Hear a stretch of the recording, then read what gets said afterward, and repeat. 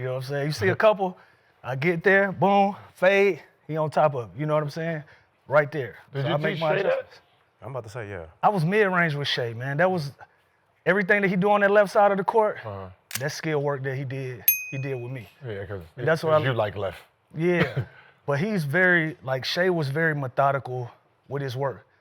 Loved working. That's one thing that I can say about SGA when we was teammates. Like, he loved the work. Like, some guys, it look like if they act like it's punishment, you know what I'm saying? Yeah, He was like, I do this shit all day. So I just taught him how to be efficient. Because I had to be, you know what I'm saying? I had to be efficient. I don't have the foot speed everybody got. But like you said, my first step, I can get to where I'm going, but being undersized, I'm usually gonna have a 6'3", 6'3" and up guard me. You know what I'm saying? Marquee defenders. Yep. So I gotta be able to get away from you after that first step. That's what I worked on with him. You was going against a bigger guy with 6'8", but you was scoring, so the contact that you was making with him, like it was different. So, Lou, like you said, you got to play with a young Shai with the Clippers before that trade to the Thunder. But during a recent episode of Run It Back, you talked about a convo you had with one of your friends about SGA, and you said, we're looking at Kobe Bryant being created. So What did you mean by that? You know, sometimes it's taboo to talk about our legends and talk about, like, you know, think about it. We talk about any comparison to Michael Jordan, 30 years later, we still fighting it. You don't want to hear it, right? So it's kind of taboo when you talk about, hey, that's more LeBron, that's more Kobe. People like, nah, that's AI. Like, nah, that's Kobe. Like, I'm telling y'all. So that's what I meant by that. Like, he has that type of temperament, game. As you can see, you can't speed him up. He gonna get to his spots. He gonna do what he wanna do. Got the ultimate confidence in himself. Like, that's what I see. Like, working next to Bing, he always had, like, ultimate confidence. It never was a moment where he was like, damn, it didn't go my way. It was like, nah, it didn't go my way because of me. It wasn't nothing about what you did. And that's how Shai is, man. And I want us to start getting into a headspace as fans and how we consume the game. Like, it's okay to have comparisons. It's okay to have comparisons, but the moment that you compare him to like a Kobe, everybody gonna find what he don't do like Kobe. Soon as you say that, right? But it's like, nah, like, at some point the game gotta move on. We gotta move forward, you know? So if we're not gonna compare him to nobody, he can be the first SGA, but we don't respect the game like that. We always gotta compare to somebody. So when I start seeing like the AI comparisons and this and that, I'm like, he more Kobe. But I know everybody gonna fight that. I know that's gonna be something that everybody like, what the fuck are you talking about? But that's how I feel. Like, I think he's more of in a class of like the top 3 guys that we always talk about in the LeBron, Kobe, and MJ. When it's all said and done, I think that's more of his class than anything else. That's my opinion. You think he's going to finish his career up in that class? Already on the right path, I think, him and MJ. Thank you, bro. The mentality is there. The mentality and the work ethic is there. You know, like, we knew they was a good team, but we went from them being a good team to, like, taking all the training wheels off. Like, we don't call them a young team no more. We don't call them inexperienced anymore.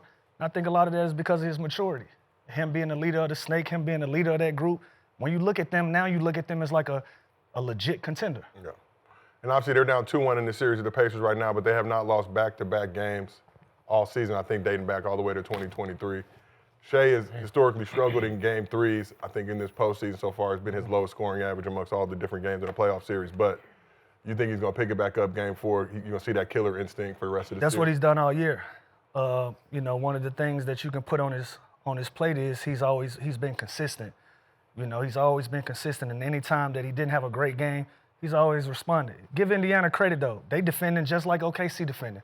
Both of those groups are high-level defensive teams, but I thought in game 3, I felt like he started that game kind of rushed a little bit. Like, look at his first 2 possessions. First possession, you get a foul because you're wrestling with Nembhard, right? That's more of what Indiana wants you to do. They want you to get caught up in the tug of war. Then his first attempt at the basket, he pump fake, spin around, try to flip it under somebody. That's starting the game off rough. I just felt like he was trying to win a game in one possession. And I think game 4, he'll be more of himself, be patient with the game, let the game come to him. He'll play a better game. Do you sense that's how they play today? Like, they're winning it, they're trying to win a game with one miracle shot or one shot. Yeah. Like, it seems like everything is like a knockout blow. No one's trying to get anything easy.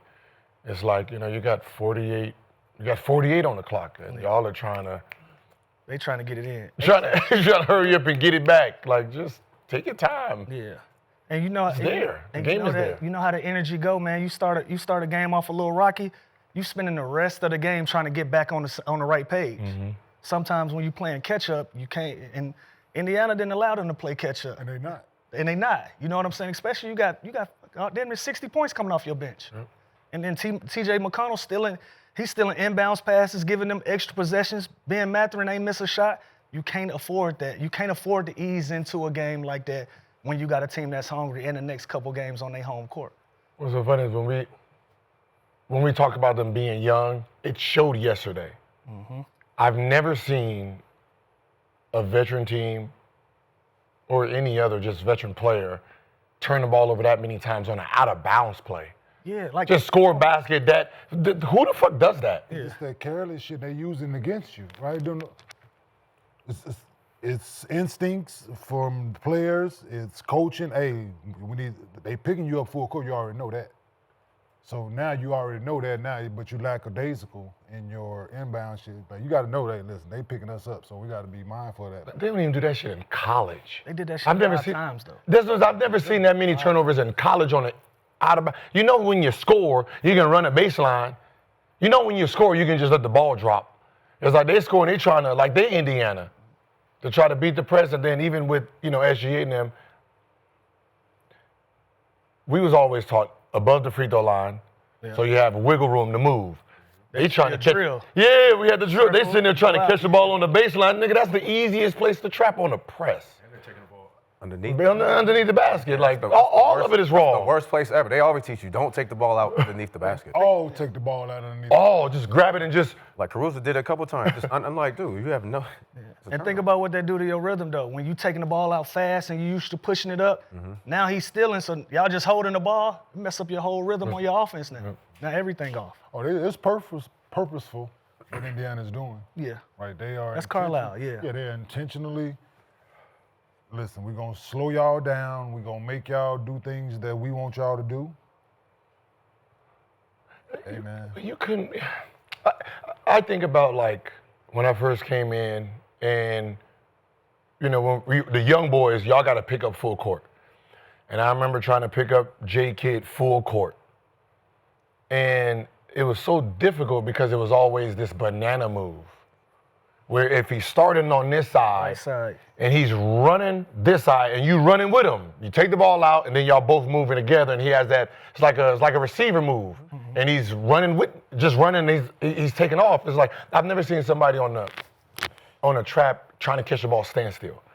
All the great point guards is already moving, right? It's like whatever side they're going to the other side, and they're just gonna keep their momentum and go. It was hard to press somebody and turn them because it's always a Well, the game full court rest. The game is played completely different now. Like a lot of the foundational stuff that we know and what we've been accustomed to, that shit is out.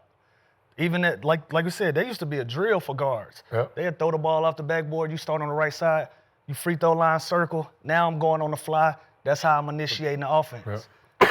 Nah, not now. Now it's just one-on-one, back pick, wait till you get to half court, set up the offense.